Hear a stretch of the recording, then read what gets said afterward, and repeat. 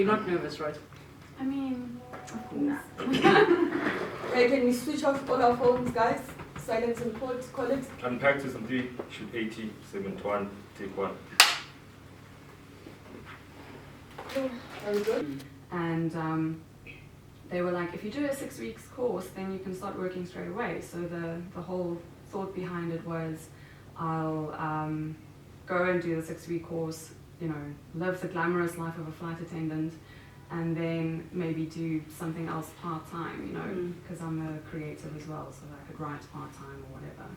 And that's then what basically... Okay, so now you start to fly, and how were those initial experiences, and was it domestic or did you also do international? It was regional, so we went into up until about Zambia and then also Madagascar. But yeah, it was, I think what initially shocked me was how short the turnaround times are between flights, because you would land somewhere, disembark the passengers in about 10 minutes, and 10 minutes after that you embark passengers again, and it's just as we lifted off. Yes.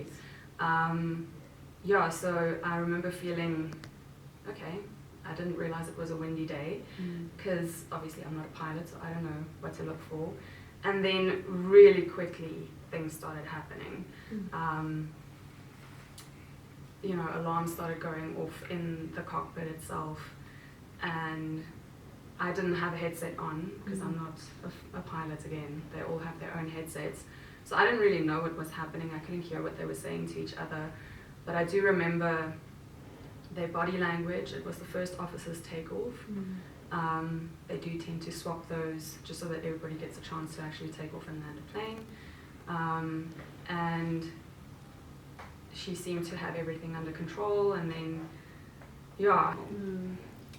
So, yeah, I think between the two of them, the paramedics probably did find a way to communicate with them, but I do know that the captain was the last one out of the plane, and that they had to use the jaws of life. Yes, to remove him. Yes. Yes. So, when you leave the scene on your... Okay, silence, call it. Unpacked season 3, shoot 80, segment 2, take 1.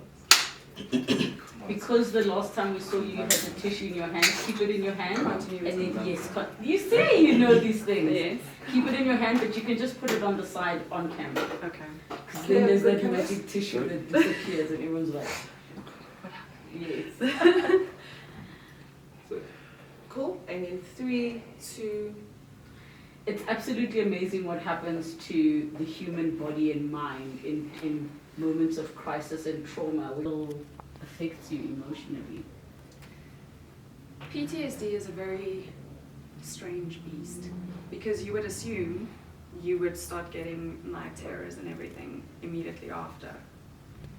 I think I was very lucky, because I would, you know, find out months after the accident that the doctors were worried that I was never going to walk again. And my mom just said to them, you're not going to say that to Radal, because she's going to internalize it, and maybe then that will become a reality. So you just tell her that you're fixing her, and then the sort of positive mind thing. The amazing coincidence of what was happening on that day, that the flight was empty and that the school was empty as well. So we're so grateful that only one life was lost. And of course we remember the captain of that flight. Thank you so much for watching. Have a good night. Cut. Whew. How are you feeling? I'm feeling good. Yeah. There's something that happens on the set. Yes. Everybody that comes here, I don't know what it is, we all get emotional. So Yes. something happens on the set. It doesn't matter how long ago it was. Yeah. Yeah, but thank you. It's so amazing that you can do that. Yeah. It is really nice to, from that humanities point of view, be there for students when they're going through their own plane crash. You know? Yes, yes. And how is it being a deputy principal? Is it not more like administrative and less actual teaching? Yes, I did go through a few years of lecturing before I got this position.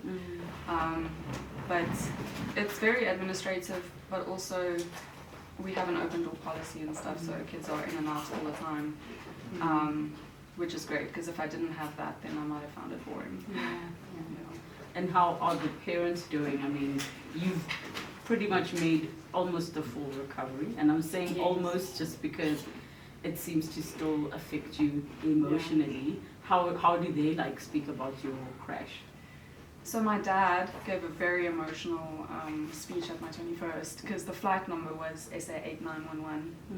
And he was like, the Americans had their 9/11, we had our own one. And he just like burst into tears. I think they've, because of how physically, apart from a few scars, you know, there's not much wrong with me anymore. They forget sometimes, just like I forget sometimes that it's happened. Every once in a while when we talk about it, my dad is very old school, so he doesn't like talking about feelings. But he'll say, you know, it was a very stressful time for him. And that's also when he stopped drinking, for instance, so it like affected him in a very positive way. My mom took most of the strain, I think. Yeah. Well, I'm happy you're still with us. Thank you. Thank you so much for sharing. I appreciate it. Thanks What for a having me. fascinating story. Yeah.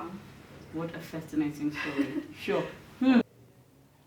Hi, my name is Redal Westhuizen.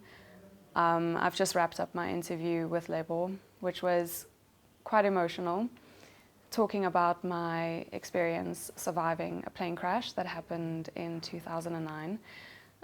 It's brought up a lot of things that I thought I had resolved, things that I'd stopped thinking about, so it was very in-depth and quite amazing to revisit some of those memories. And I can't wait for you to see the episode with Label.